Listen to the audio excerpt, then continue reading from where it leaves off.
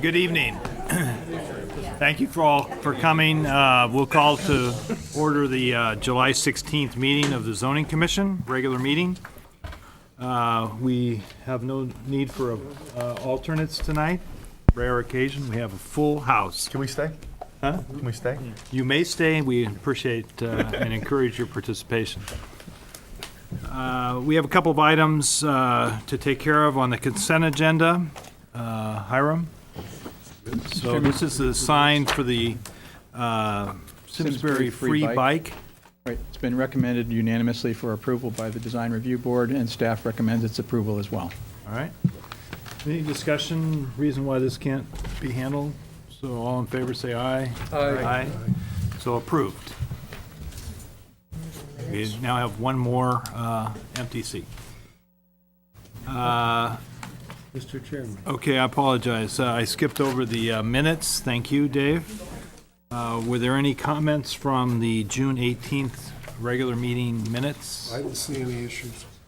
I would just make the comment that it didn't pass unanimously, line 80 on the first presentation. That's right. Line eight. Kind of a mute point, but That's right. Okay. Who voted against it? Okay, Derek did. All right, so let's correct the minutes to make that accurate. Any other comments? So with that amended change, we'll accept the minutes from the June 18th meeting. Next order of business is a public hearing, application of Landworks Development.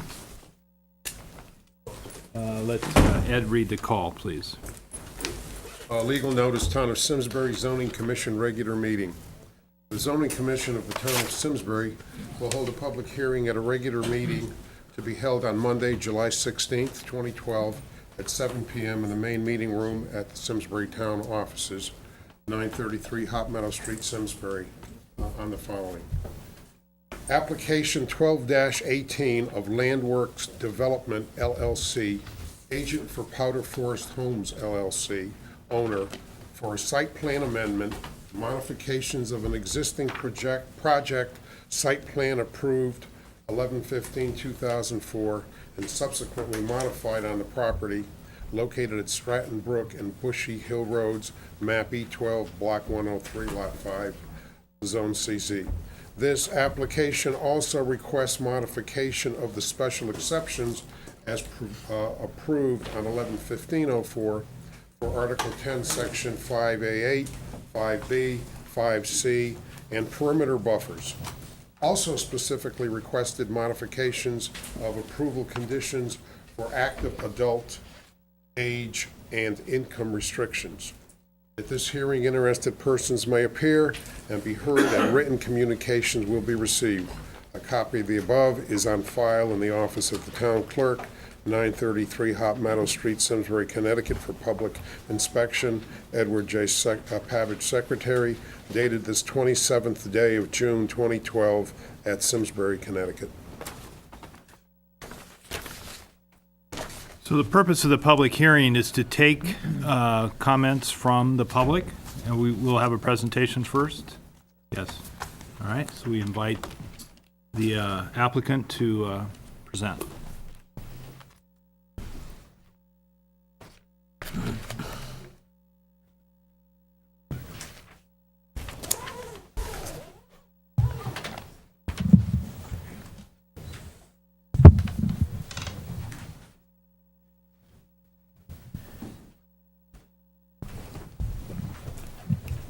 Good evening, Mr. Chairman and members of the Commission. For the record, my name is Daniel Kleinman. I'm a principal in the law firm of Levy Androni, located at 74 Batterson Park Road in Farmington, and represent the applicant in connection with this evening's application.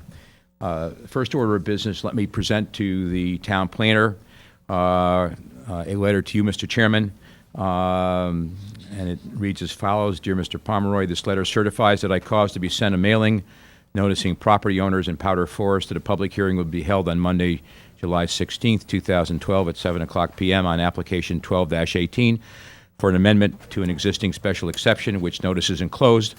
This mailing was sent on Thursday, July 5th, 2012, to the property owners included in the attached list. And if I may introduce this into evidence, Mr. Chairman.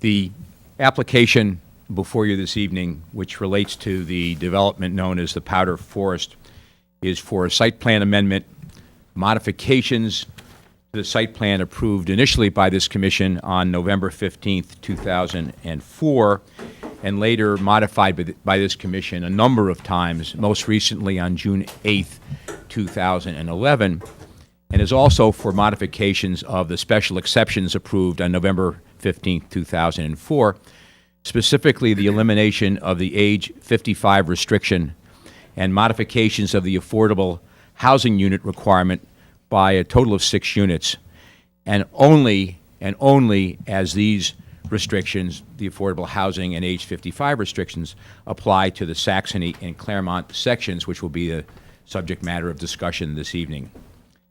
The application seeks to complete the development of the Powder Forest by the construction of the Saxony and Claremont sections, totaling 74 home sites, to go along with the approximate 108 units in the Wynwood and Bantry phases, bringing the total homes approved to 182 units, which was the initial approval. The Saxony and Claremont homes will be a separate and distinct common interest community, compatible with the neighboring community, but with its own separate association, directors, officers, and documentation. I think that's important for the Commission and the public to understand, that this is going to be a separate association, totally separate and distinct from the existing Powder Forest Association. And the applicant tonight will present testimony and evidence in support of the request we are making before this Commission this evening. The applicant, Landworks Development, on behalf of Powder Forest Homes, LLC, and its principals, Ron Ginesco, Ron is here, and Chris Nelson, are well known to this Commission. They have appeared before this Commission many times before, most recently in connection with the gristmill project on West Street, Mill Commons, which is now under construction, and I'm sure the Commission is well aware of this project. This is their 18th year of business, and I think that if there's a quotation that describes their work product, and for those who know their work product, it would be, "We deliver what we promise." Their awards speak for themselves, and their projects add value to the communities in which they work.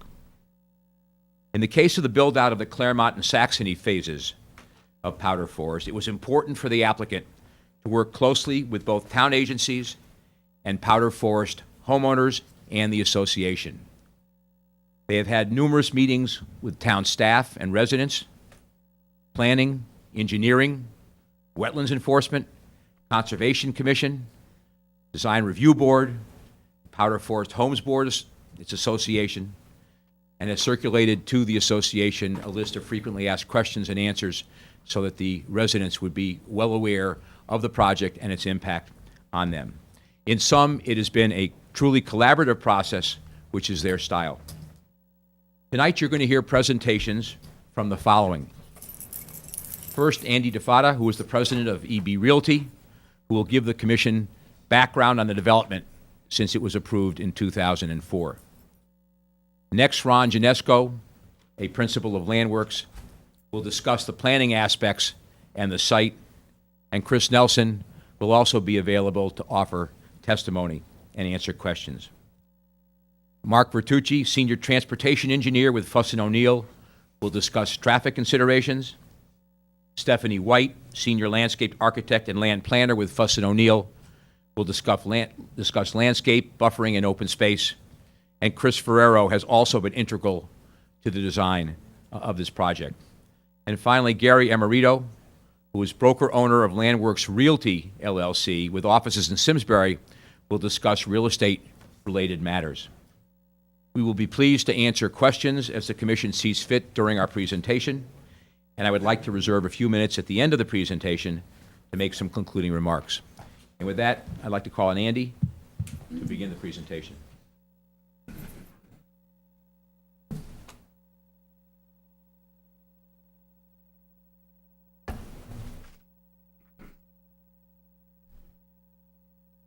evening. I'm Andy DeFato with Ensign Victor Realty Corporation. I've been here before, as you guys know. I'll make this really brief because we've got a number of people that would like to speak tonight. Basically, I gave you some numbers last time I was here. We started with 32, went to 17, then down to 12, then down to 10, and for the last 2 years, 8 and 8. Those are the actual sales figures for the homes that we've sold in the Wynwood and Bantry neighborhoods. As you can tell, the market has changed substantially.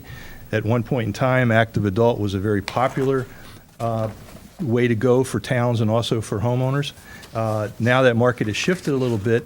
One of the things that we're very pleased about is that if you approve the Claremont and Saxony changes as proposed, our project with Wynwood and Bantry will still be 106 to 108 homes. That's a beautiful sized community. It's a nice size, works well for the meeting house, is very manageable, and it doesn't overwhelm some of the other services that we provide. Both neighborhoods, the Wynwood and Bantry, are connected by walkways as well as the spine road that ties them together. We, as a corporation, used to do office buildings, used to do retail, used to do residential projects, obviously, that we're talking about tonight. And we actually have over 1,000 acres of land that the Realty Group, which is the group that I'm a part of with Gus Jasminski, who's here tonight, those 1,000 acres, it's our job really to take those and hopefully increase their value, but go and actually move that money into other parts of the business. As you know, Ensign Bigford has a number of different businesses it's involved in, and our goal is to redeploy those assets into a little bit better utilization. We're not going to be long-term into the home building business. And because of that, we wanted to pick someone that we were comfortable with, that represented the same goals, ideals, I should say, that Ensign Bigford has and has had throughout the time in Simsbury.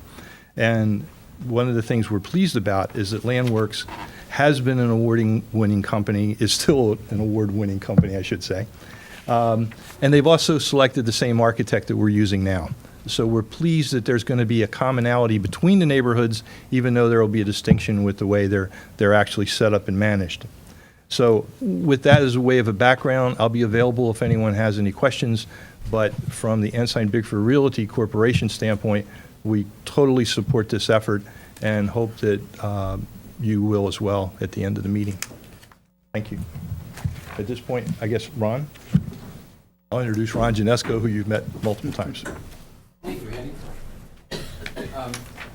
Ron Janesco from Landworks Development. Before I really get into the presentation on the exact plan, I'd like Gary and Marita really to come up, because I think, as Jan mentioned, one of the main points of the request that is actually requiring this public hearing isn't necessarily the little nuances of the driveways and the roadway connections within the community, but it has to do with the 55 and over and the affordability issues. Andy, laid the groundwork well in the informal we had before you in June.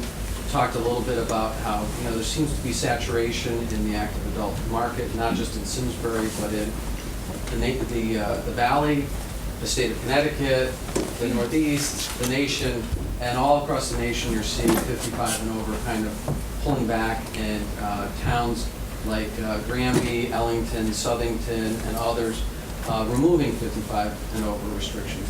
So I thought Gary could give a quick background as to his experience in the real estate market as a broker owner of a realty company, and really kind of establish why Andy and I started meeting and how we got to a point of saying, well, let's look at creating a lifestyle community that's not restricted by age, that a 45-year-old couple with 2 kids going off to college could downsize and live there. If it was 55 and over, they couldn't buy. So, Gary, thank you. Good evening. Gary Amarito, Landworks Realty. I'm the broker and owner of the company. My main office is in Farmington, but we're about to open an office on West Street at the gristmill. So soon you're all welcome to come down and see the great renovation job that's being done down there. I've been a licensed agent for over 20 years, and I've lived in Simsbury until 2010. I lived here about 10 years, and I moved to Farmington. And I've been asked to speak about the benefits of removing the age restriction and the affordability aspect of this project. Could you talk a little louder? Oh, sorry. And I've had the privilege of working with Ron and Chris for almost 15 years now, doing marketing and sales for them. And one of the things is I worked in a project in Farmington called Bradford Walk, which is a successful community of energy-efficient lifestyle home condominiums. And I probably met 90% of the people coming through, and I hear, I'm not ready for attached housing. Is this age restricted? I like the lifestyle, but I would like my own four walls. In addition, I think we all can recognize that there's sufficient amount of active adult housing in the border towns as well as in Simsbury. We have Hop Meadow Place, we have Billingsgate, and plus Powder Forest. And I've seen the market asking for the lifestyle, but not with the restrictions. And the benefit to that community is not to dilute their market right now. So they're almost at capacity for being built. Adding another 75 active adult homes is going to dilute their market for when it comes time for resale. The affordability, if you check the standards of the CHFA's affordability guideline, it's $301,000 is the basic affordability range for housing. In this area now, you could probably look at homes, about 88 homes in the Simsbury area that would qualify for affordability. So there's really no need to add new construction affordability when there's plenty of housing in the community that people can purchase. So I'm not a really good public speaker, so forgive me. So to wrap it up, I think the market is telling us people want to live in this community because of the passive recreation facilities, schools, location, but the market's telling us that that community needs to go in a different direction in order to continue to be successful. Okay, thank you.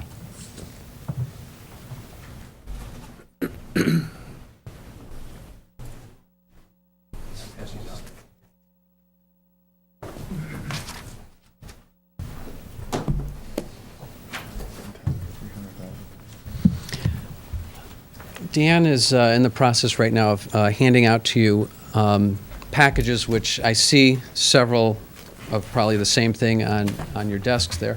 What I wanted to do is to make sure that you all had in front of you every piece of documentation that we've submitted as this application. So this goes back to June 4th, when we submitted the cover letter request, the application form, the traffic and planning engineering documents, et cetera, et cetera. This brings you right through last week with the Design Review Board, where we had a very productive series of 3 meetings, including one site walk, and we had a sketch drawing that we brought back to them based on their concerns, and they were very happy to hear how responsive we were to their thoughts, and they left us with a unanimous endorsement as presented. So this package really represents nothing new. There's no new documents in here. I know when I sat as a zoning commissioner myself in another town, I might get frustrated if the night of the hearing someone comes in and hands you a document that's 100 pages thick, and you're expected to try to digest it that evening. So there's nothing new here, and we kind of promised ourselves that we were going to prepare in advance everything, submit it through Hiram, and I know Hiram's been sharing information with this commission. So that being said, I'll kind of roll right into this. The cover letter, which goes back to June 4th, really quantifies all the different little subsections of our request, and it goes into that the plan was approved in '04 and over many years was modified. So the most recent significant modification was last year, and in that modification it removed common driveways, it split duplex units into separate units wherever possible. And it's interesting because I think the last page in the minutes or the approval letter from that meeting talks about, and these changes shall also be applied to the Claremont and Saxony phases when those move forward. So our job was pretty intricate. Andy and Gus and I would meet and we would talk about, okay, well, we've got all these old approvals. we've got these modifications to the approvals, and then we have our new direction that we'd like to pursue. So we had to make sure that these plans conformed with what was modified in the past. So we did a little bit of catch-up, and then we also added our own twist to it. Gary went over the affordability aspect, and oh boy, I can't even remember when it was, but when the affordable housing partnerships were all formed in the state of Connecticut a long, long time ago, I was a co-founder and the chairman of my local housing partnership. So it's really been something near and dear to my heart. And so usually I'm advocating for adding affordability. In this case, though, when I look around Simsbury and other area towns, I see the affordability has increased so much, not because prices have dropped so much, but because the interest rates are so low. There's no anticipation that that's going to change anytime soon. So we're looking at the now, and the now says if I am in that affordable housing buying strata and I want to buy something today, what can I buy? Is there anything? Because in 2003, you might have looked around town, and based on the rates and all your qualification ratios, there wasn't a lot.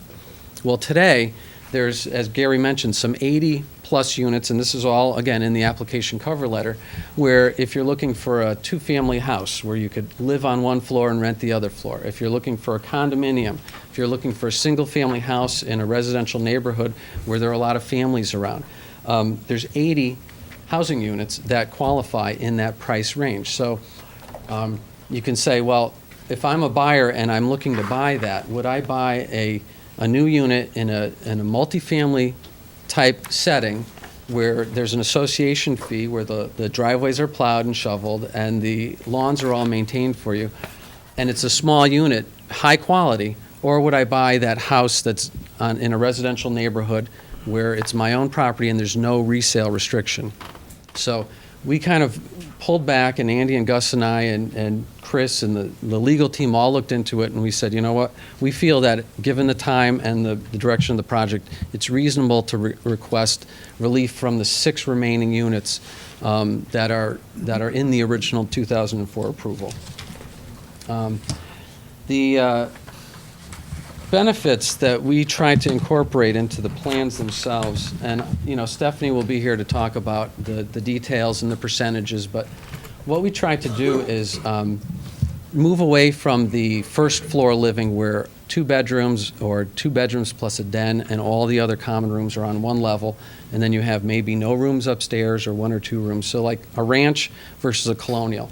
We moved away from the ranch concept and moved towards the colonial concept, because one of the benefits is the footprint shrinks quite a bit.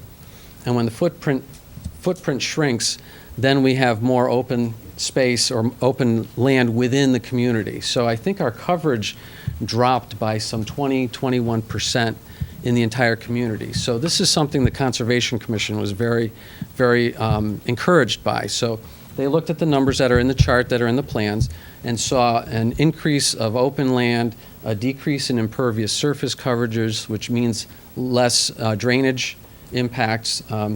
So, these were all positive aspects under the environmental aspect.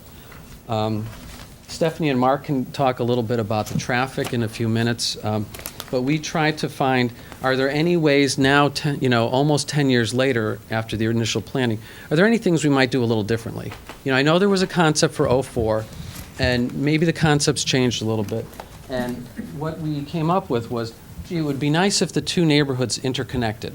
So if you're traveling within the neighborhood, you didn't have to go out onto the spine road, go this way, and then back in. So an interconnect seemed to make a lot of sense.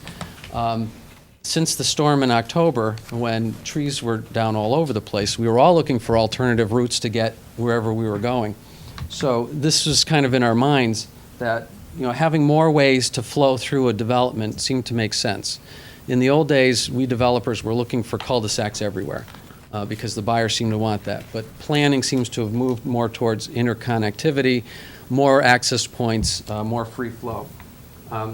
So the other thing we looked at was, is there a way to give this neighborhood its own identity? The Powder Forest Homes has a beautiful front entrance on Bushy Hill. And it's beautifully landscaped, and that really belongs to Powder Forest Homes in my mind, philosophically.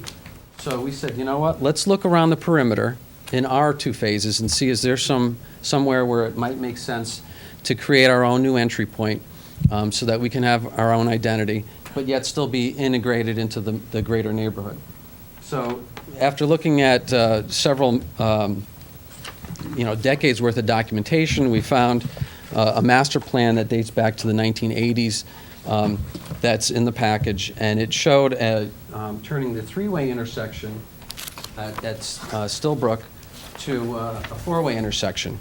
So we said, oh, well, let's study that. So Mark and the rest of the crew at Fuss and O'Neill studied up and down Bushy Hill, up and down Stratton Brook, and that really seemed to make sense. And there is an exhibit in the package that shows the sight lines, it's photographs of that intersection area, and everything mapped out perfectly for that to be a way to connect. So our internal roadway network would have a connection there, and also we have a sidewalk system throughout the whole neighborhood that connects at the Spine Road in 3 locations and also brings you out to Stratton Brook. So if there ever was some kind of larger scale sidewalk connection project or bikeway, or a need for a school child to catch the bus on a public road, because I know that the Board of Ed does not send buses up private roads, that would be a good, safe connection point. And we even, in the detail of the plans, you can see we have a little, almost like a mini plaza there where people could wait for a bus. But again, I'll let Mark talk a little bit more about that. The basic concept of the home sites, which is represented on the master plan and on the detail sheet, which is the third to the last page in the package. What we really tried to do is something that we did almost 20 years ago, Chris and I, at Cornerstone. It's a neighborhood in Farmington. Swept the awards that year for home builders. And what we did is when you have close quarters, detached homes, you really want to avoid that kind of soldier course of house, house, house, house, house, house. And so this roadway network, fortunately, is sweeping. It's constantly sweeping, and it's got elevation changes up and down. And so we don't really have the straight run, especially once Design Review Board helped us really redesign the center area. This was pretty straight. In the original plans that you may have received, it was kind of a straight shot right over here with a little eyebrow off it. Well, now it's a twisting road, then one of these kind of infamous circles. I say that in a positive way. In the center here to really separate the sections, and then it continues with a little bit of a sweep over to the match line as to what was proposed previously. So some of the tricks we use is we'll group the garage to garage, we'll pair them up, so we'll come a little tighter. That gives more elbow room on the house-to-house side, so we alternate. We'll also take pairs of these and we'll move them back a little bit, move the next set forward. So you don't have, again, these driveways or these houses lined up straight up and down the street. So that's all information through the Design Review Board process, and it's also represented in the enlargement detail on the plan set. The architecture itself, Jack Kemper, I've worked with Jack Kemper probably for 20 years. So we did Summerfield together up in the north part of town, where we took that over from the FDIC. And Jack and Chris and I have developed hundreds and hundreds of award-winning homes in the valley, working collaboratively with Jack. So when we sat down with Andy and Gus to talk about might we be interested in working on this project, we said, well, for starters, Jack is our architect, he's your architect. Fuss and O'Neill is our engineers, they're your engineers. The team is already established. Let's work together and nuance the plan a little bit. So the Design Review Board, one of the things I thought we would get into a little more is the architectural design, and quite honestly, I don't know if you have the minutes yet, but they said, you know what, these are all in keeping with the style of the existing neighborhoods, 55. They're a mixture of styles with some garages forward, some garages back. The variations are good, and so we didn't have to touch the architectural plans. We worked more on the site plan.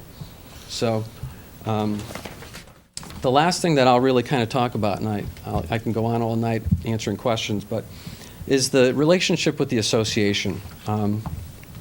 Dan mentioned that we had sent out the mailings to the Powder Forest Homes owners, and Hiram, I believe, on behalf of the town, sent out to the other people in a certain radius of 200 feet around the property. So we kind of assisted each other in sending out the notices.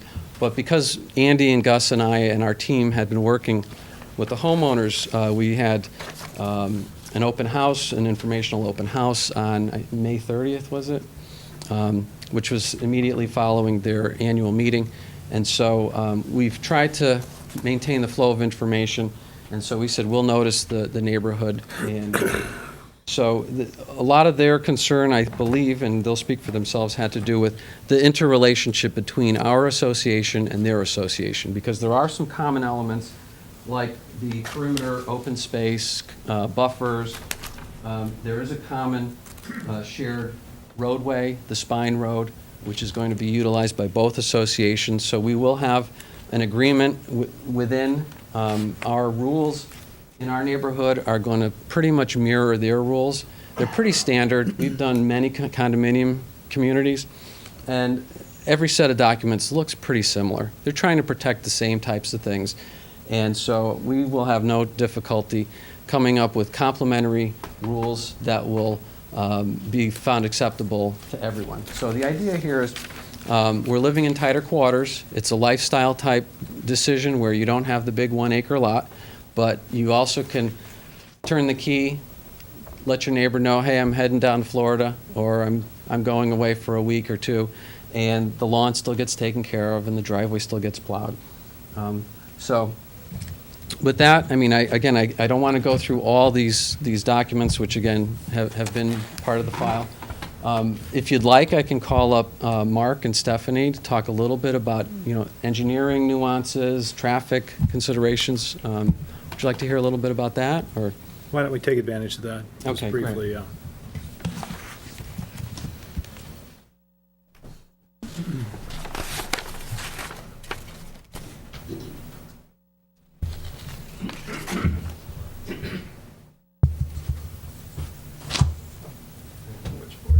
Yeah, you can leave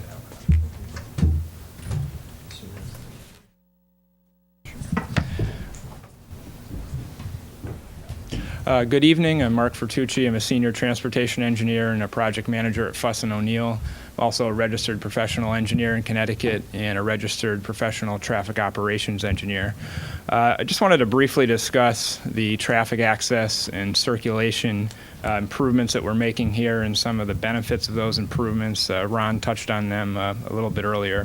But there's 3 primary changes we're making over the previously approved plan. The biggest one is the additional driveway onto Stratton Brook. Just a little bit. The additional driveway onto Stratton Brook provides a direct connection for the Claremont and Saxony neighborhoods to the adjacent road network, so it eliminates the need for additional trips through Claremont and primarily up and down the Spine Road, the Powder Forest Drive Spine Road, in that people can now go directly out onto Stratton Brook. It also, its location was chosen, again, as Ron had touched on, opposite Stillwood Chase, because it is an existing intersection there, so we're just tying into that. If you added the driveway up or down the road a little bit, you're adding another intersection, so you add more conflict points for vehicles. It's always good to consolidate them at one location. It provides for a safer operation. The driveway on Stratton Brook as well has excellent sight lines coming out, so it's safe operations for vehicles that will be coming out of the site. Another advantage to the additional access to the development is for emergency vehicles, in that when they're coming in, if they're coming from Stratton Brook, they can access directly into these new neighborhoods. Without that connection, they would have to go into one of the existing driveways and then circle back in, which is a more circuitous route. And, with emergency response time, it can only be 10, 15 seconds can make all the difference. The second primary change here was the connection of the Claremont and Saxony neighborhoods here. The previous plan had them cul-de-saced. This improves internal circulation and connectivity within Claremont and Saxony, but also provides for more direct access and less circuitous route for residents to get back to Powder Forest Drive and also out onto the adjacent road network. This connection also has benefits for emergency vehicle access, as I was just talking about. Also provides for some softer grades on the internal road network over the previous plan. And with a lower, softer grade, you get lower speeds and safer operations. I think we were at 10% before, and we're down to 6 or 7% now. The third change was the elimination of the northern driveway from Saxony out onto Powder Forest up here, which is now proposed as kind of a turnaround in a cul-de-sac. That, again, will reduce the number of trips accessing the northern section of Powder Forest Drive, including the rotary and the driveway that goes out onto Bushy Hill. Now, as far as what do all these changes mean as far as the effects on traffic distribution at each of the 3 main access points to the site? We have the existing access on Bushy Hill, the existing access from Powder Forest Drive to Stratton Brook, and then we have the new proposed access on Stratton Brook. With the when you add in the additional site-generated traffic from the Claremont and Saxony neighborhoods, in comparing to what the previous plan was, we would reduce traffic by about 55% on the Powder Forest Spine Road in providing that new connection over what was previously proposed. As far as at the rotary and the Bushy Hill driveway, traffic there, in comparison to what was previously proposed, would reduce by about 15%. As far as traffic generation from the 74 units, 74 units were previously proposed, so we have the same number of units. We're expecting a negligible change in traffic generation over the previous proposal. And the only change is that we had active adult. Now we have these lifestyle housing units, but they're not really family-oriented housing units, as Ron described, so they generate very similar to the active adult. Just to be conservative, when we did our analysis, we used the ITE, Institute of Transportation Engineers, land use code for townhomes, as these are set up in more of a townhome arrangement, just to have a conservative analysis. And the ITE manual indicated that in the morning peak hour, the trip generation rate was essentially the same as active adult. In the afternoon, it was about 10 trips more. So it wasn't much of a change even in using the conservative analysis, but more or less we expect them to generate very, very similar. When we analyze the driveways, the existing driveways as well as the proposed driveway, all 3 of them operate efficiently in the morning and afternoon peak hours. They operate at a level of service B, which on a scale to A to F is very efficient. So we don't anticipate any issues, significant traffic delays or queuing at any of those locations. So the conclusion to our traffic review was that the proposed modifications to the Powder Forest Master Plan will increase vehicular access and safety and also improve internal circulation within the site. With that, I'll turn it over to Stephanie. I guess we can take questions at the end. Thank you.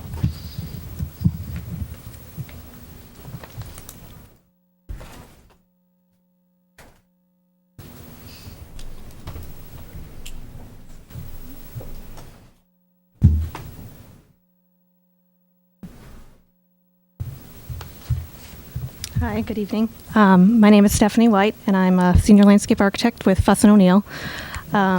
Speak up. I'm sorry. Is this on? No, it doesn't even on. Oh, just for okay. My name is Stephanie White, and I'm a senior landscape architect with Fuss & O'Neill. You still can't. I'm sorry. Mic doesn't work. It doesn't work. So, okay, I'm going to try to shout. Yeah. My name is Stephanie White, and I'm a senior landscape architect with Fuss & O'Neill. I'm a part of the previous design team of the 2004 site plan approval, so I am, along with Mark and myself, we have a lot of familiarity with the site and understanding of what the design intent was and making sure that this proposal was in keeping with that theme. This graphic here is, you can see that this is what the 2004 proposal was, and this is what we're proposing today. And as you can see, there's really not too much of a difference between the two. The infrastructures are pretty much the same there. The way the homes are laid out, kind of framing around these central open spaces, kind of small clusters of the homes are kind of kept in theme and kept the same.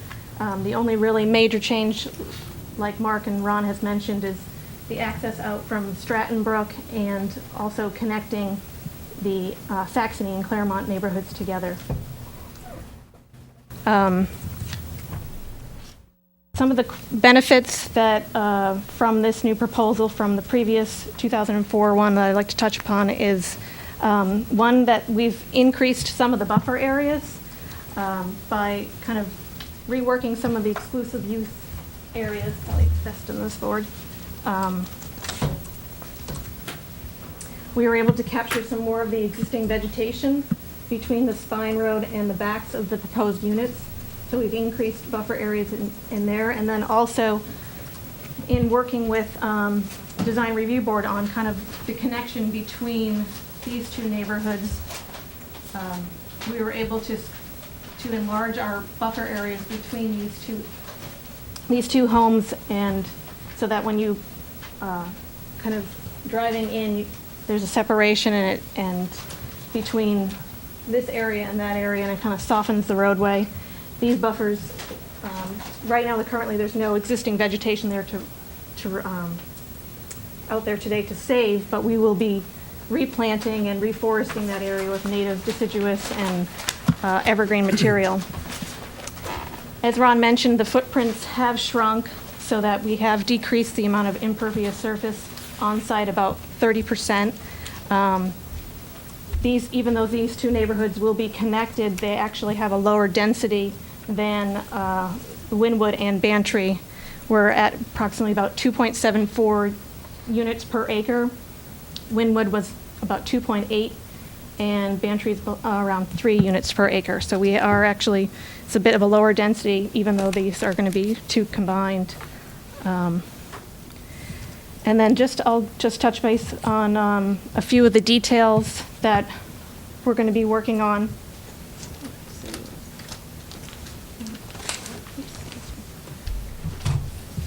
We wanted to, as Ron said, keep in theme with what was already built out there in Wynwood and Bantry, and provide a unique identity to this neighborhood, but also similarity, so it's kind of creates this cohesive overall development. And that we'll be looking at providing brownstone entry walls similar to the form up at the Rotary in Wynwood. In this area here, we are going to be providing still that streetscape system that was found throughout the rest of the neighborhood developments, with a 6-foot wide tree belt, 5-foot wide sidewalk that would be continuous throughout the entire neighborhood. The pedestrian access will be all along in here, and giving egress out onto Stratton Brook. We'll be looking at keeping in theme with the same plant palette that was used in the other neighborhoods, so that there's similarities between the two, and also looking at light fixtures and pavers and that sort of thing. So even though this will still be kind of unique and have its own identity, it will still be cohesive and have a harmonious feel throughout the entire development. And with that, if you want to.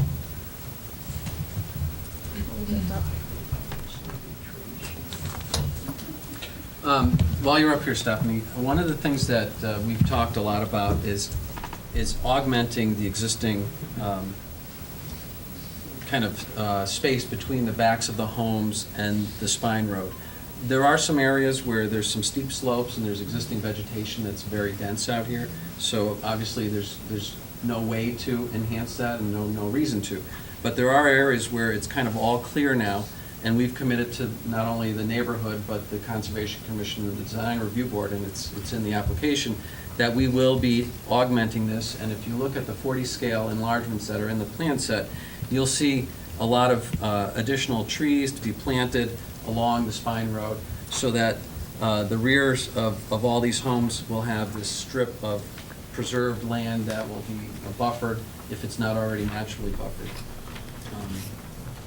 So I do have something that I want to talk Okay. about from Mark's, so, but Stephanie will be here for questions.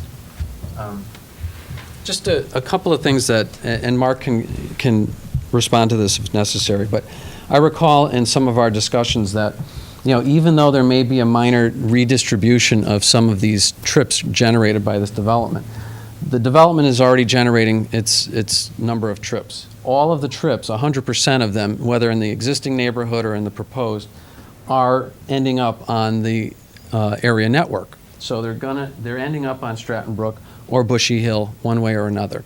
So by moving things a little bit, we have a direct link here versus coming out, intersection, down here, intersection, coming out here, another intersection, and ending up right at the same point, basically, on Stratton Brook. So I think, as we talked with Conservation, Design Review Board, and amongst ourselves, we kind of realized that we're not really creating new trips because it's already approved for 74.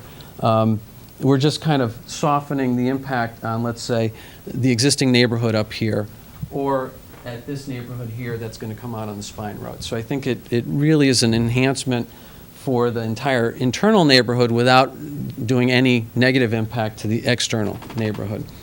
The other thing I wanted to mention is one of the things, again, through trying to be sensitive to our existing neighbors, is by turning this northern area from a full access to a cul-de-sac, we still are maintaining an emergency access point here.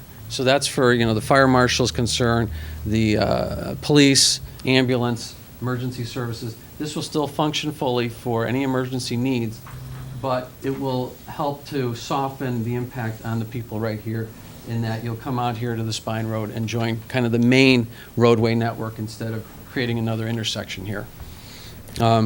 One other thing on the drainage design that it seems was pretty important to conservation is that we have very, very pervious soils here, which is a good thing. So there's a lot of natural infiltration that the water is going back into the ground. And the roadway network is designed as is the existing, with no curbs, so that the water kind of naturally flows off and percolates through. So by reducing the impervious coverage, I think we've really gone a long way to reducing any piped drainage that will end up in the wetland system, let's say, which is already, all the piping is already in, the outflows are already there. But by us reducing the impacts to it, I think that's just a positive over the original application. In the packages, you have some of the documentation regarding our discussions with the existing neighborhood, the questions and answers that Andy and Gus worked with me on to present to the homeowners, a letter from me saying, yes, these are the things that we will do. And then I went even further upon request and created a letter of intent to say, when I say something to you folks at an informal, I put it in the application, I tell the Design Review Board, Conservation Commission, these are the things we're going to do. It's in writing. I wanted to make sure it was loud and clear that we're going to, work with the neighborhood, create this agreement that will help with our pro rata share of maintaining the Spine Road. Obviously, if we damage something as we're doing construction, we're going to repair it, because that's what EB would do if they were building these neighborhoods out. So what we're trying to do is basically step into Andy and Gus's shoes as a residential and commercial building company versus a large-scale development and investment company. So, again, I could go on all night, but please. Okay, just a couple questions. So Claremont and Saxony, what's the difference between those two, and why two communities if they're all connected? Originally, we at St. Vincent anticipated having 4 distinct neighborhoods, and each one of them was named. as we got into it and we realized that the two neighborhoods, Linwood and Bantry, were connected and they would be the first two we developed, when we approached Ron, we said, look, we've got two neighborhoods. And Ron's team really came up with the idea of connecting the roads, which I think is an absolutely positive event. I think it's something that I wish we had thought of at the time. So the design characteristics, so won't be, or the makeup, or the price, or there won't be one higher end, lower end, or they're going to all be the same. It'll have a range of home prices, but all the homes will be within that range. And then, of course, then if people want to add to that and go beyond, bump out walls or do other things, I'm sure they'll accommodate it just like we did. But you could have an A, B, C, D, E, or an F anywhere in those communities. That's correct. Right. And you know what, the palette that we gave is six plans, and in my write-up, I say eventually we'll probably end up with 8 or 9 as we kind of grow the palette. But the palette, the idea is, around 1624 square feet to about 2,100 and change, which is comparable to what's in the existing neighborhoods. But What was in the, is it comparable to what was in the original approval? Yes. Okay. again, the difference being the footprint shrinks and it goes up a little. But even in the existing neighborhoods, you've got a lot of high peak roofs, you have rooms above, because the idea was it's not a whole neighborhood of just ranches. So I think architecturally, we're very similar, but we're using up less of the footprint. So we have, 30, 35, 40 feet between the homes in many locations where that kind of spacing just doesn't exist because it can't, because of the size of the footprint. The whole idea of two neighborhoods or one, I believe Bantry is in the 40-unit range, 40-some. 44. You've got 60-some in the other. 66. 66.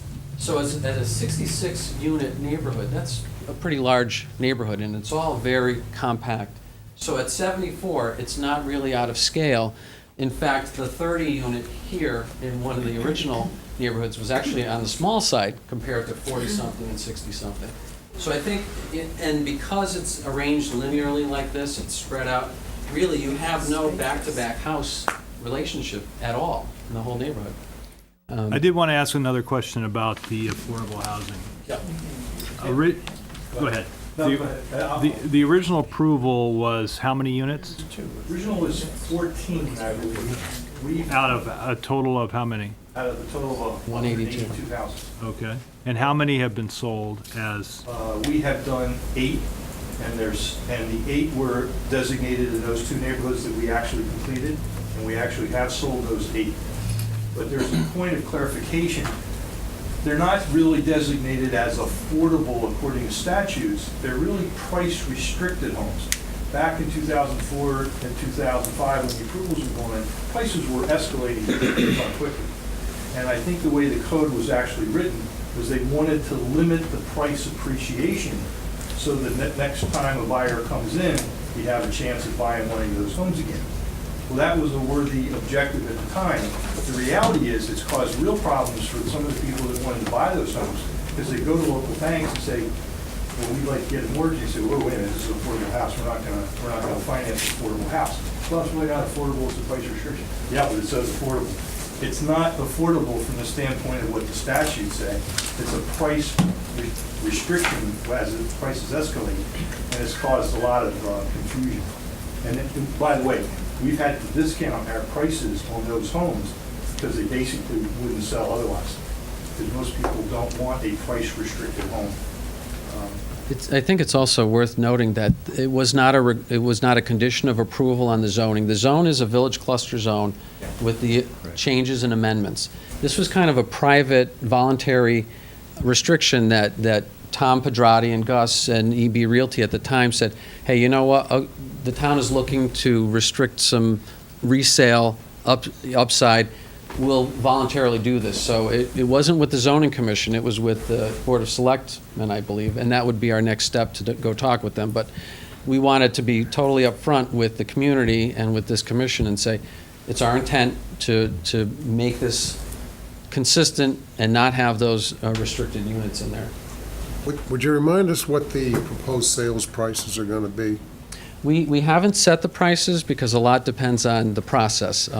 I know with Design Review Board with the mill building, we did a lot of augmentation of things, and that changed the cost structure.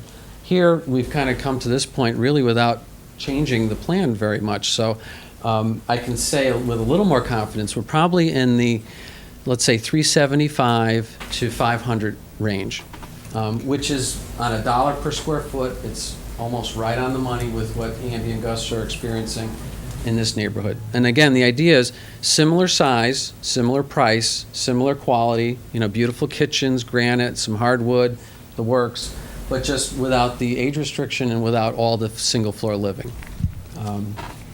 Okay, so I'd like to, just other questions from the commissioners. I would like to be sure we get plenty of time for the public.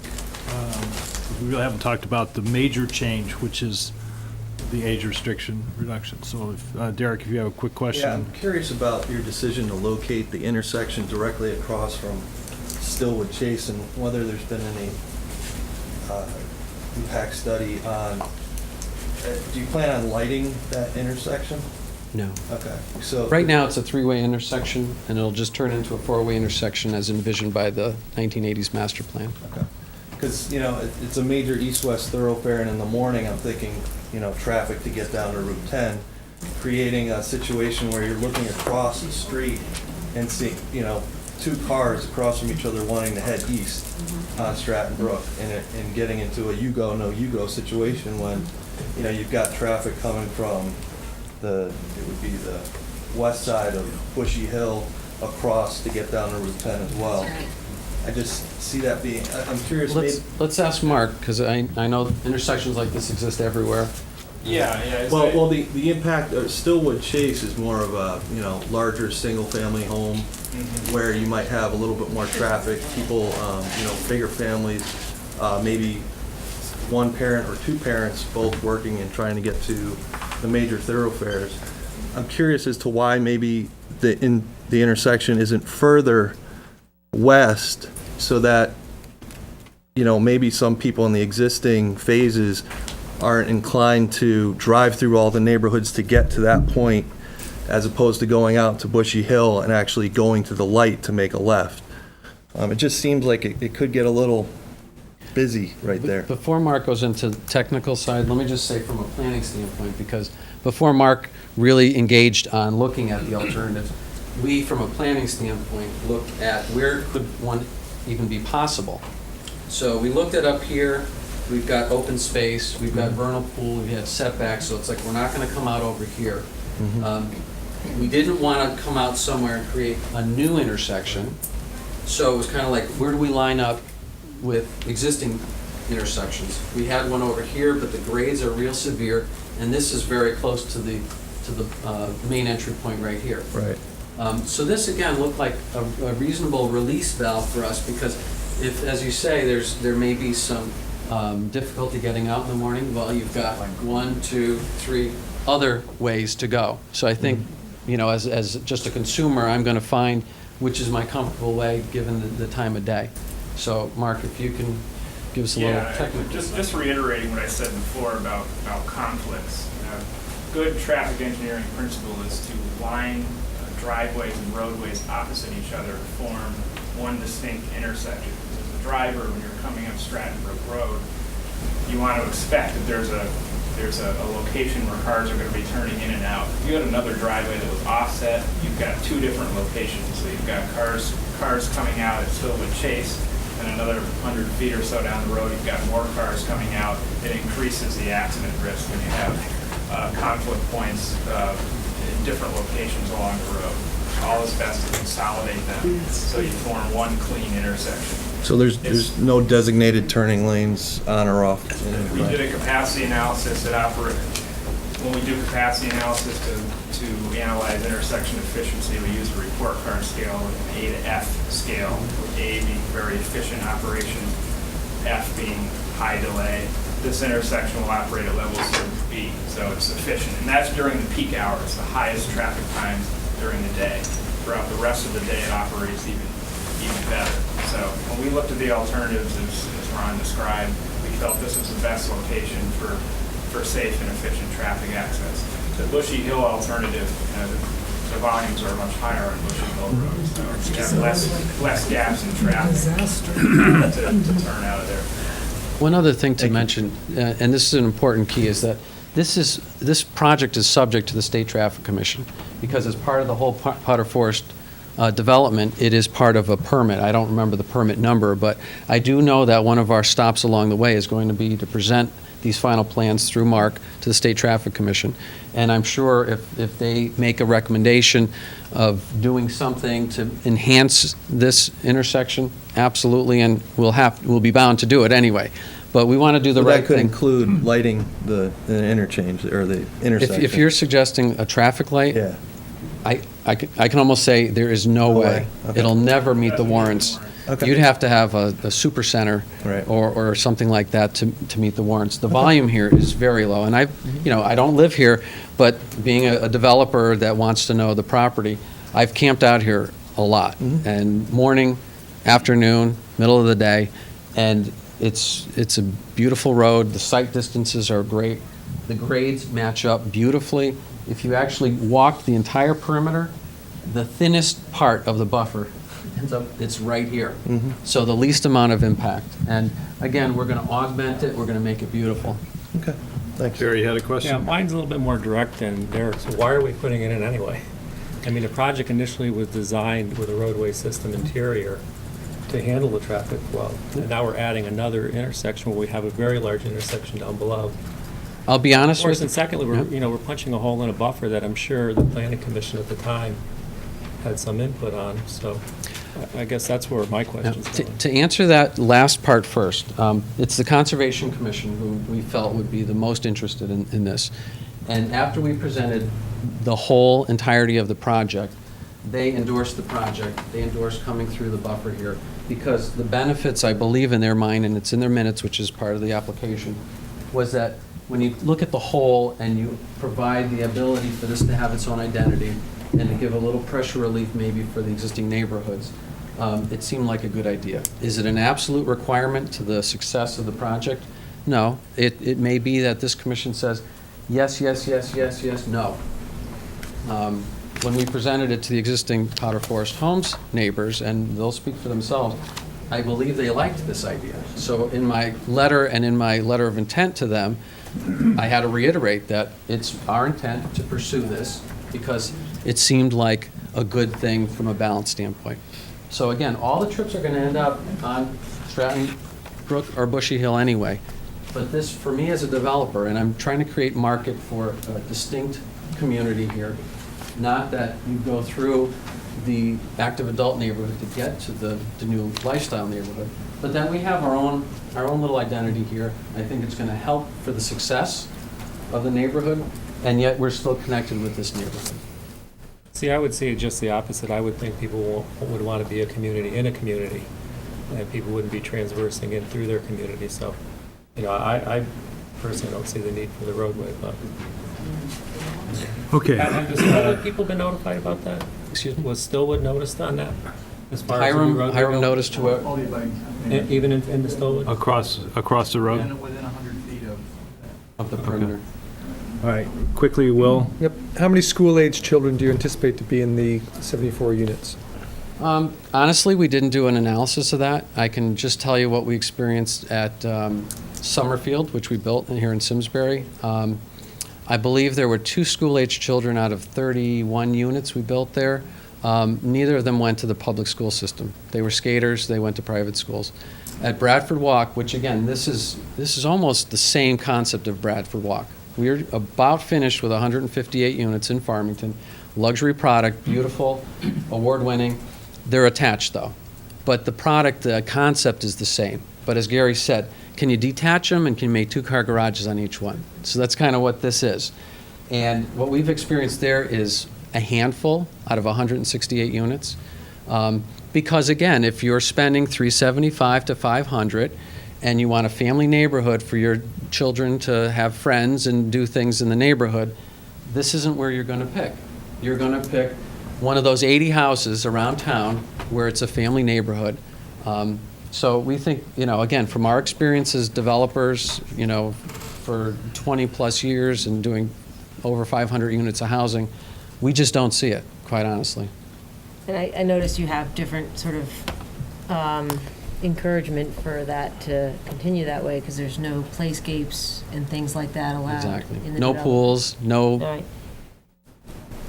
no play structures, that type of thing.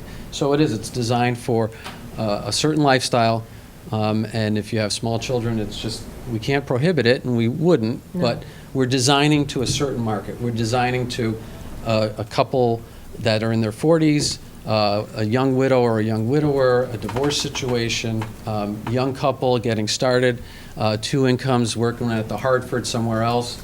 It's local, and they don't have to worry about the lawn or the driveway.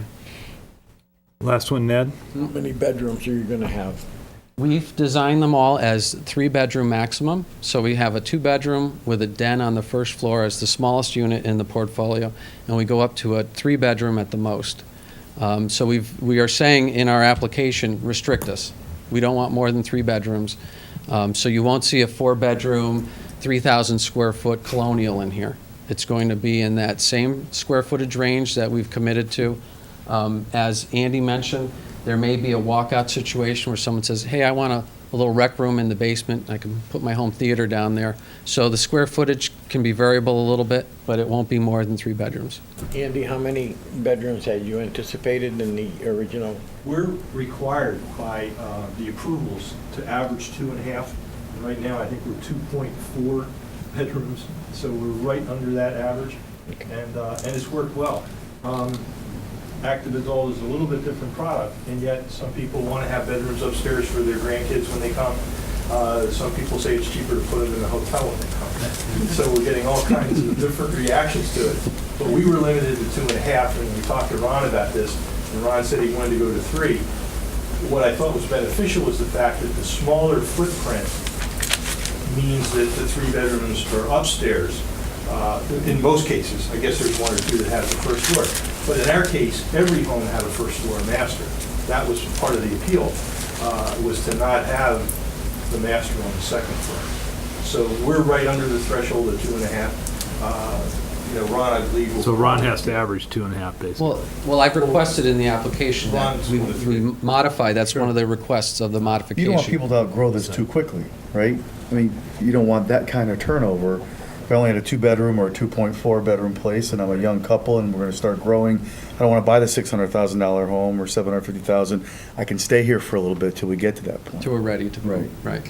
And one other thing I think it's important to note is that from a sewer capacity standpoint, I think we could have like 8-bedroom houses for these 74. There is so much sewer capacity because the underlying zone is industrial.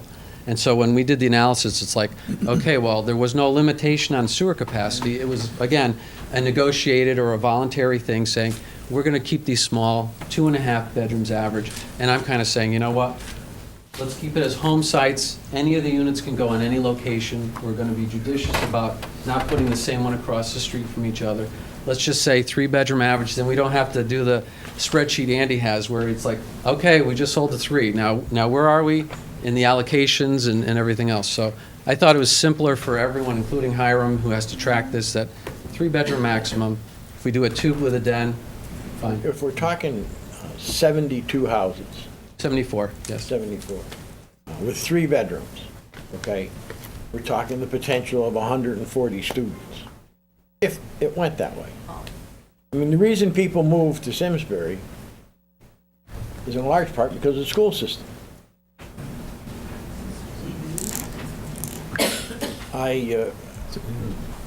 One of the things that was very attractive about this the first time we did it was the fact that it wouldn't add to the number of children in the school. Now we're taking I know Dave, now we're taking a turn here. And I don't see, you have a private road where the school buses aren't going to go on. You're going to have a lot of children, potentially, with 1 potential bus stop on a state highway. It's getting scary. Again, all I can do is talk about our experience as developers. Andy can speak for EB Realty. They study this nationwide. We do the same thing. We've done over 500 housing units in the Farmington Valley. We've done family homes where there are at most 0.8 children per home. If you go into any neighborhood in Simsbury, I bet you could check with the Board of Ed, it's not 2 kids per house. It just doesn't average that out. And in our case, when we do townhomes or condominiums, whether they're attached or detached, we did attached up in Summerfield. We've all modeled things off of Stratton Forest, which is detached condos, and very few. Again, it's not an attractive neighborhood for that. Is it possible? Like I said, we don't know. We really don't know if there are going to be 0 kids in here, a handful of kids. But every time I've done a condominium lifestyle where the lawn is cared for, it's a small lawn, you can't put a swing set up, you can't put a pool in the backyard, you can't put a basketball hoop up. It's a condominium. It's meant to just be a lifestyle thing for adults. And might a young couple move in, have their first child, maybe even have the second one, and then realize this isn't a place for a family. It's time to move. Let's move and open up this lifestyle unit for the next couple or individual. So all I can tell you is my experience. Andy, I don't know if you have any other rhetorical. They're really designed in a way, as Ron said, for people either in their 40s or 50s, may have an older child, maybe divorced, maybe single parents. Actually, it's people with alternative lifestyles. If it's a young couple, Ron's right, as soon as you have 2 kids, you start to say, like, I really want that backyard. I want it fenced in. I want to have 3 dogs. I want to have a swing set, a sandbox.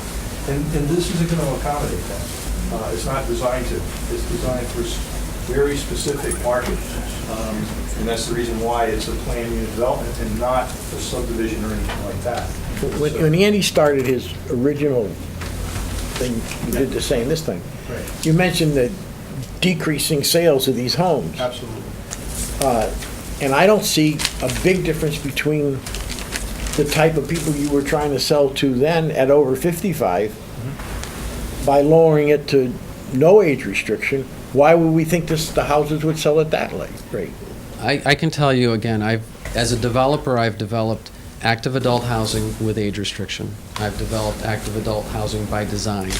I've developed housing like this where there's no restriction at all.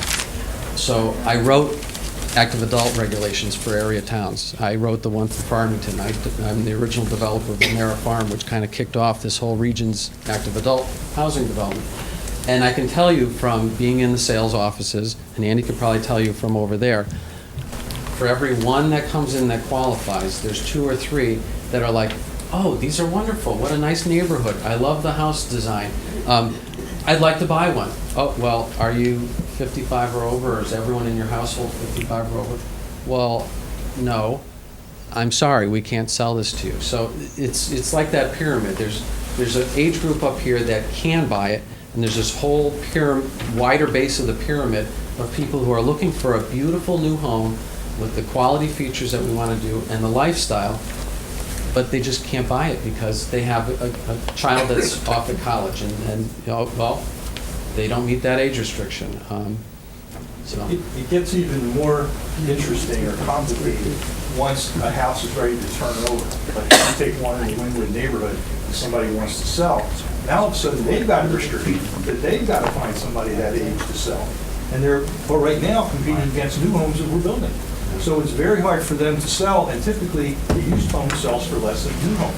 Because why pay the price of a new home when you can buy the new one and pick everything you want? So by limiting the size of Wynwood and Bantry, and by eliminating the age restriction on the other houses, we think that, number one, is going to increase absorption a lot quicker. They'll sell houses a lot faster than us spending another, basically, 10 years there. And it'll also help the existing homeowners. Sorry, can I just get clarity? The Bantry and Wynwood associations, are you looking to remove the restriction on those? No.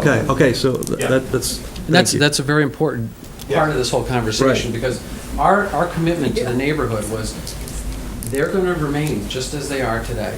They have their clubhouse. We've agreed that we would have no rights to that clubhouse. It's their exclusive clubhouse.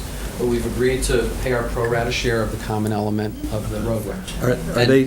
Are all the homes sold in those two? There's a few. We have 10 more to go. So, and rate we're going, maybe we'll be done at the end of next year. And have you talked to those associations about these? Oh, yeah, So- absolutely. We've and- had regular meetings, as Ron said. We've had a meeting after the annual meeting. We had another presentation the day after that. Are they looking to remove? Well, I think the- this, I'm gonna cut this off and say it's time now to hear from the Yeah. audience, so. Can I add because one more thing, because it's You very... make it short, Ron, I've given you, I been sure very will. generous with time. Is that our objective was not to keep going with the same product that's here, as Andy said. If this development, if the 182 absorbed in 4 or 5 years, as Tom originally hoped, we wouldn't be here. But because time is stretched out, you now have units in here that are 7, 8 years old, and they're starting to turn over. So if we come into the market with 74 or more, just like it, now we're competing with that neighborhood with the same exact product. So we wanted to do something complementary, non-competitive, so that we don't put these folks into that kind of bind. Fair enough. All right, I'd like to open this now to comments from the public. You've been very patient, so to the extent that you have something you'd like to say, look, maybe we can, yeah, please come up. When you come up, can we, Hiram, can we move this back so we make this efficient? Please state your name and address. And let's try to limit it to 2 or 3 minutes. And if whatever you want to say has already been said, then just let us know what else is important, please.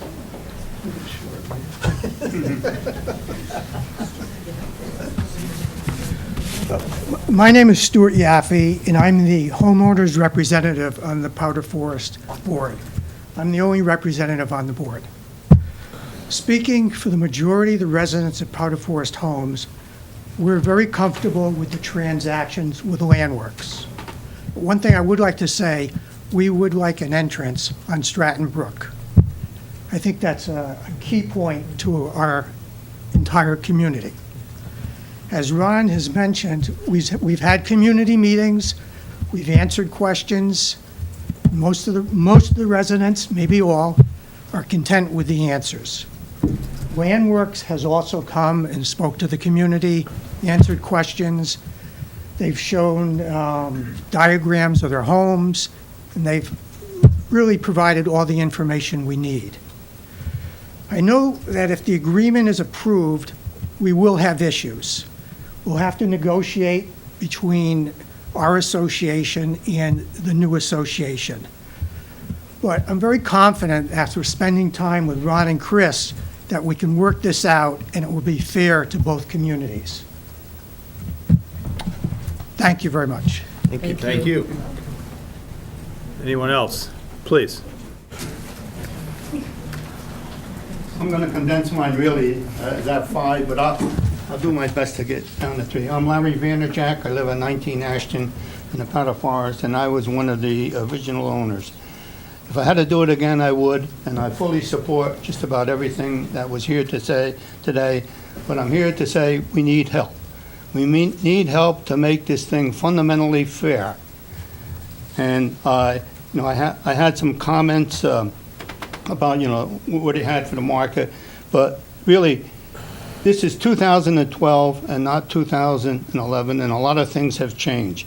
And I'll get right to my 2 issues, and I do have a copy for the handout. And issue number 1 is there's 14 and a half acres in, if I may, Hiram, can you help him or somebody? No, other way. There you go. There's 14 and a half acres in this dark green area, okay? And that's a buffer zone conservation easement that has been strategically deeded to the Powder Forest Homeowners Association by Ensign Bickford. We are the owners, okay? This property separates, as you know, Bushy Hill, Stratton Brook, and the original Powder Forest Drive from the Claremont, Saxony neighborhood. But EB has retained the development rights. We pay all the bills. We pay the insurance and everything else. This land also abuts to the Spine Road and is not adjacent to any home in the Wynwood or Bantry neighborhoods. This land is no longer common area. Once we go through with it, this land will no longer be common area to the existing homeowners association. It will be exclusive use to the new homeowners association. Yeah, there's been discussions, on it back and forth, and I agree that everything they said, has been discussed. But I'll give, right to my recommendation, and my recommendation is, if the site modifications are approved, the land work should be required to accept the ownership of this property. Right now, we're at a point, we'll think about it, we'll consider it and everything else. It doesn't make sense to me for the pantry over here, the Wynwood over here, to own all of that property, once the deal is done. The second issue, there's a 30-plus acres of conservation open space that includes a spine road topographically below this area that they're doing, that they're building. Since the open space and the perimeter property was used to justify the previous approved cluster housing, the cost of maintenance and repair should be shared proportionally. They talk, okay, this has been discussed, but the wetlands, and if you look at this, what they show here, this green area here along the spine road is what they're talking about cost sharing. And I say, here's the Bantry here, here's the Wynwood here, all of this wetlands should be included in whatever cost sharing we do.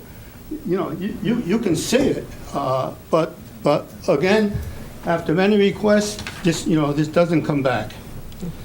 So, and again, with respect to the wetlands, they were deeded at the same time. All this perimeter property was deeded to the homeowners association. So we own it, we pay for it, okay? And now, they have a choice island that we support. Again, my recommendation is, since that there will be a new HOA, their declaration should be identical to ours, and the cost responsibility to be split to 108 to 74 from the start of construction. Right now, what they're asking us for, and I agree that we have it in our declaration, and it's a sore point, is that if they sell one, they pick up one of the 74 shares. And I don't think that is fundamentally fair. And that's my whole pitch here, is how do we make this thing fundamentally fair? Okay, in summary, to make it brief, this is not 2004, there's 2012.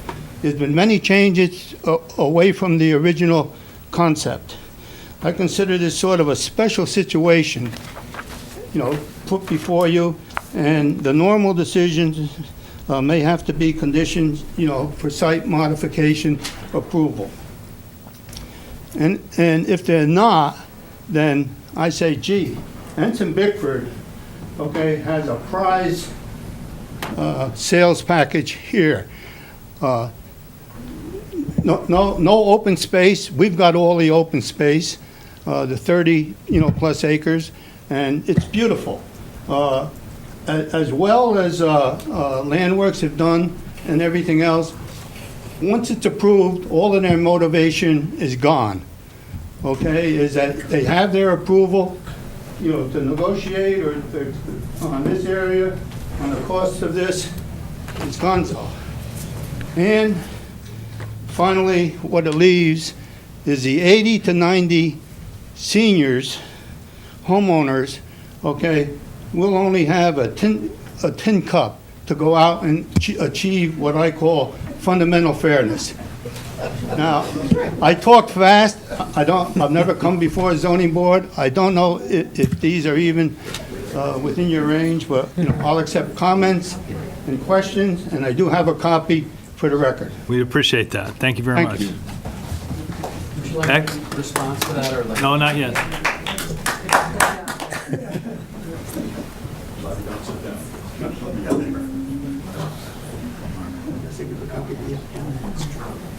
Good evening.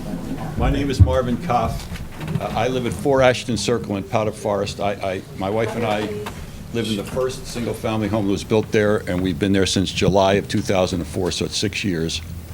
I'm just going to tell you the rest of this because my mother would be proud. I've been licensed in Connecticut as a physician since '64 and in law since '95, and I am on the Aging and Disability Commission. She'd be very pleased. Now, seriously speaking, I support what we've heard. I've investigated land works through a variety of people, not the least of which is one of my closest friends who's a long-term developer since the late 60s in town. Gary worked for Gideon, and Gideon just wished that Gary had never left him and went on to other things. I've heard nothing but good things about land works. Powder Forest LLC has been good to us. In many respects have gone over and above board in terms of the warranties for many homeowners. Well after the year warranty, we were getting ready to go to Florida, and I went down the basement to turn off the water. Well, I had a small swimming pool in the basement. They were not responsible. They fixed it while I was on the road. They dug the foundation up the following spring, tarred it, put paper there. I could go on. I won't do that. Have we had our disputes? Absolutely. Are there things that people are unhappy with? Absolutely. I just want to comment about what Larry was talking about, and then it's getting late. This 14.5 acres is owned by our association, declared by Powder Forest LLC for business reasons, and I don't fault them for that. But no one knew at the time that we were going to have neighborhoods changed and a different homeowners association. We, Powder Forest Homeowners Association, owns the entire Spine Road, 7/10 of a mile. We own, well, that's not accurate. We own the land at which a huge $1 million meeting house sits on. Now, clearly, the two biggest capital expenses for us in the future, not that many of us will be alive when these things happen, is the road will be resurfaced, the meeting house roof will certainly need to be repaired and replaced. Now, we put money into a capital fund, each homeowner every month, and we have, I think, excuse me, Ron, you did show the letter of intent to them. They have a copy. And there's another letter that you wrote a month earlier in which they say they're going to be cost sharing. Those letters are not legally binding, but I don't question that. But I do have definite concerns about owning a buffer when we have no connection to it. And that buffer, A, the access road that they want to build, which I support 100%, and I'll tell you why, goes through a buffer owned by us, A. B, a 100-foot buffer is required by zoning requirements. That's our land, that's their buffer. Secondly, excuse me, thirdly, and I don't think this is going to happen, but the zoning requirements also say that there can be requirements to landscape and plant on that land. Now, how we can be required to do so, I don't understand. Now, I will grant you that it's an unlikely possibility. Hiram has already told me that. But nonetheless, it seems fundamentally unfair, is Larry's phrase. I would just ask Ron, and I'm not asking you to write it with blood, but are you willing to take that back? I have to, before he answers the question, I just have to explain the history, because in fairness, this is not a scam. They're not trying to scam us. Originally, we were going to vote to give that back. Back to Powder Forest LLC, and if you approved of this deal, then it would be transferred, okay? According to the declaration, I read it, the declaration says in order to do that, you have to have 80% of the homeowners voting in favor, not 80% of those that vote. Now, that's a big supermajority. And time became of the essence before the annual meeting. There was an email that was put out, and we're going to have each vote notarized at the meeting. Well, that was called off. I can't tell you why. I can only tell you what I was told. I was told there was fear that it would not be approved, and that it was then moved back and not done. I can tell you I've talked to a minimum of 30 homeowners. No one objects to giving the buffer back. I mean, you'd have to be crazy to want to hold on to an expensive piece of land that you can't build on, that someone else has a road through, that you could have liability for, that you're insuring. I mean, come on now. So, Ron, are you willing, if the homeowners vote the 80% by a date certain, I wouldn't hold you up, but I would hope not this summer because people are on vacation, but October 1st, are you willing to take that land back? Would you like me to answer? I will let you. The short answer is yes. Good. The longer answer I'll discuss later, because it is a complicated thing of a cart before the horse. I'm sorry, I didn't hear. It's a complicated thing with the cart before the horse. The zoning and Oh, design yeah, I review and understand. Yeah, conservation no. don't like the idea. Yeah, We yeah. didn't want to put them through No, I an understand extensive that. 80% I understand. Yeah, okay. notarized voting thing that may require lender approval. Okay, that's reasonable. Again, I can only speak for myself, but I see upsides to the deal for everybody concerned, given that one caveat, and I thank you for listening. Thank you. Anyone else? Susan?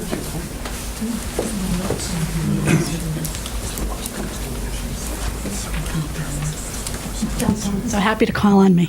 Sue Benarzik, 119 East Weetag Street. I don't get a lot of chance to say I told you so, so that's one of the reasons I'm here tonight. Speak up, please. Speak up. Who are you? Who are you? Sue Benarzik, 119 East Weetag Street. I am a former planning commissioner. And the reason that I'm coming to this meeting tonight is because I feel that you guys need to make these people whole. Okay. I usually can talk really loud. Slowly. Okay. Sue Benarzik, 119 East Weetag Street. I am a former planning commissioner. I think that you guys have a responsibility as zoning commissioners to make these people whole. They were promised certain things when they came into this, and everything's changing on them. And so therefore, I think the questions about the land and everything is legitimate. I'm not saying that these guys are bad guys. I think they do nice developments. I think there's a bigger issue here. And I think that, in addition, the townspeople don't expect to be having more kids in the school system. And when these guys came in front of us with 4 phases of 55 plus, I said at the meeting, why don't we approve phase 1 and phase 2 and not approve phase 3 and phase 4 and see what happens with the market? Because I think it's a little aggressive. And then let's leave the other stuff as I, which is the highest taxable with plenty of buffering.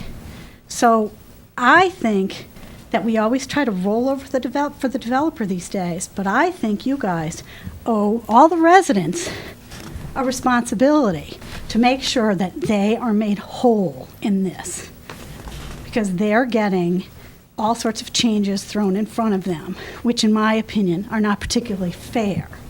And I'm not again saying I think Ron Janesco is a great developer. It's not about that. It's about the fact that this is a bait and switch, and so it needs to be dealt with correctly. Thank you.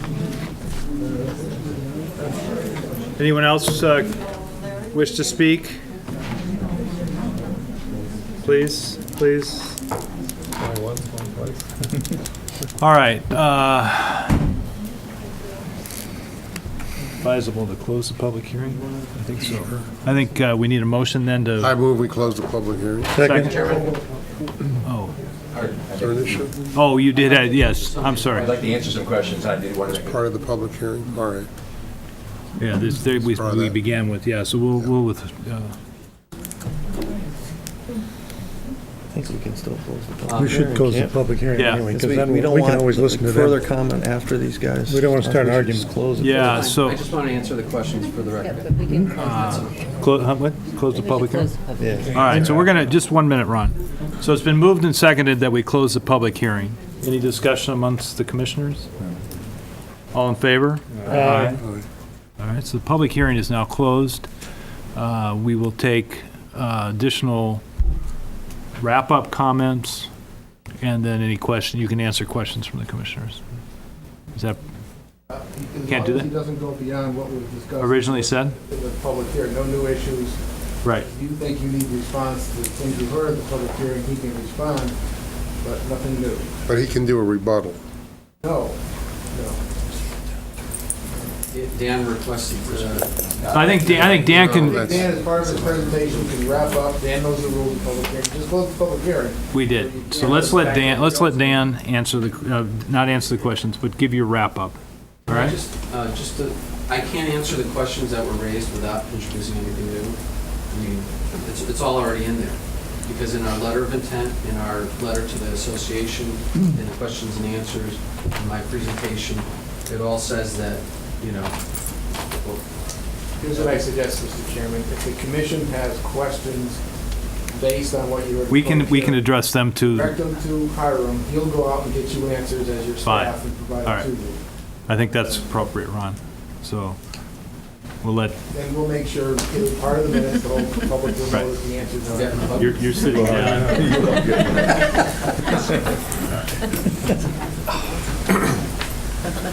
Dan, do you have your earpiece in?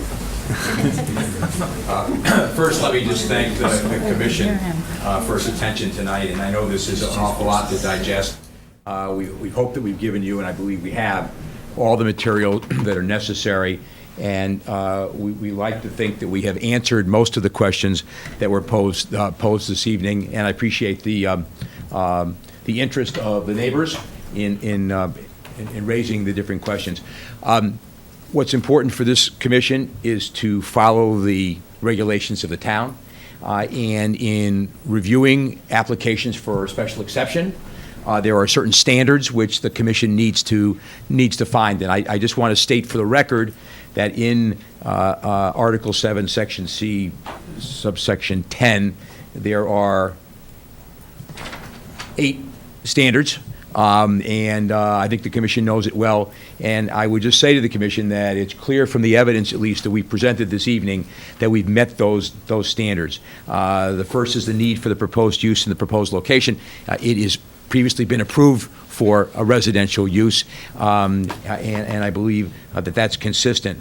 That the existing and future character of the neighborhood in which the use is located, again, all the evidence shows that what we're going to be developing will be compatible in terms of style, of housing, all of which will protect property values. The location of the main and accessory buildings in relation to one another, I'm not sure that really applies to this, but clearly the diversity in the housing stock that's being proposed and its relationship to the other various communities are consistent. The height and bulk of buildings in relation to other structures in the vicinity, again, we believe that that's consistent. Traffic circulation within the site, amount, location, and access to parking, traffic load, or other possible circulation problems on existing streets. Mark Bertucci is a very well-respected, well-known traffic engineer. We've studied the traffic very clearly here. He spoke about lining up the intersections. We've taken great pain to lay this out, and you've heard from the association that they do want the access to Stratton Brook to give us a dedicated entrance. And I believe, again, the evidence in the record supports that finding. Availability of water to the site and adequate disposal of sewage and stormwater.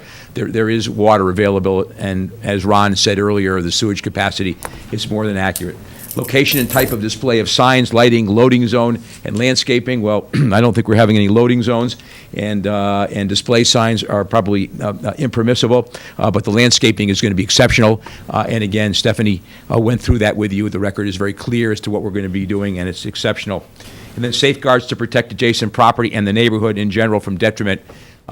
You've heard the testimony of Gary Amarito regarding property values, which I think is important.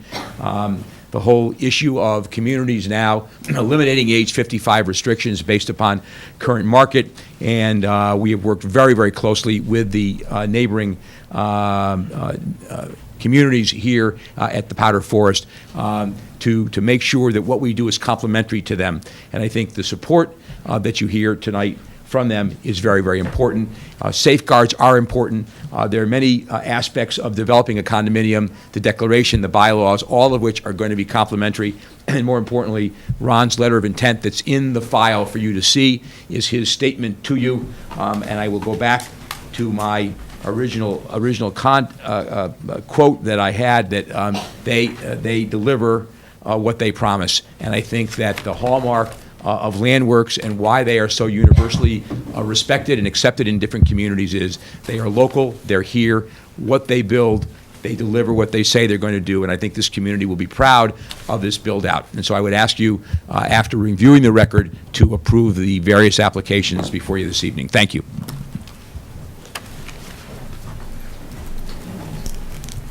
Okay.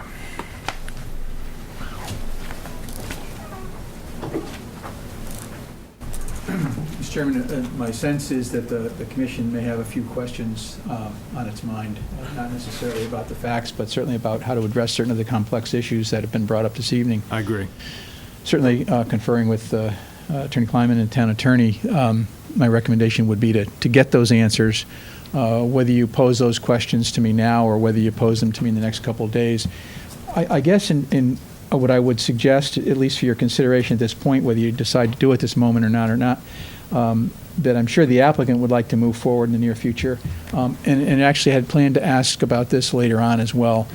Just consider, if you would, possibly meeting in 2 weeks to just get those questions on the table. So we can talk about that later or now, whatever you choose, but Town Attorney would be able to, I'm sure, work with the Town Attorney and provide those answers to you. I have a much better understanding of the proposal now than I did before I got here tonight. And I think with a couple weeks, working with Hiram, the applicant, the homeowners association, we can put together a very complete package that addresses all the issues for the commission's determination.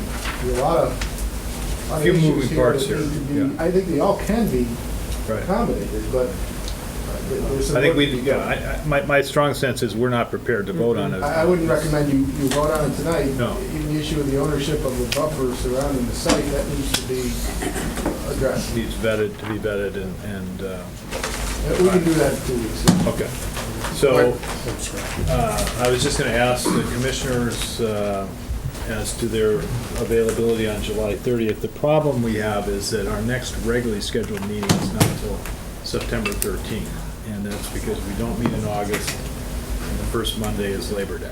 So, if we can't pull a quorum together on the 30th, it's an awfully long time. I know that. I would support Yeah, I'm doing the available. special meeting. Dave?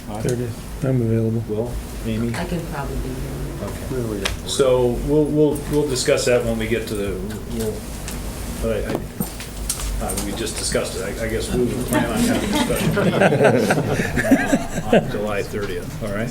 Will that be a public meeting, Mr. Chairman? Well, all of our meetings are open to the Yes. public. It will not be a public hearing, however, to be distinct from Will that. the homeowners again be notified of the date of the meeting? No, that's a different, it's a different. Check, yeah, thank you. Yeah, it's a different procedure. And because it was set now, hopefully people got pretty much notice, those folks of you that are interested, it'll be the 30th, 7 o'clock, so it seems reasonable. Same time, same place, unless there's a conflict with another meeting. Board of Selectmen? What's that? And we put up, First and third also. I see us putting together a staff report, we put it on the web so they can all see it before the meeting and review it, and see what our thinking is. Thank you. Well, thank you all for coming for that. We have other business. You're welcome to stay. You have absolutely nothing else to do with your life.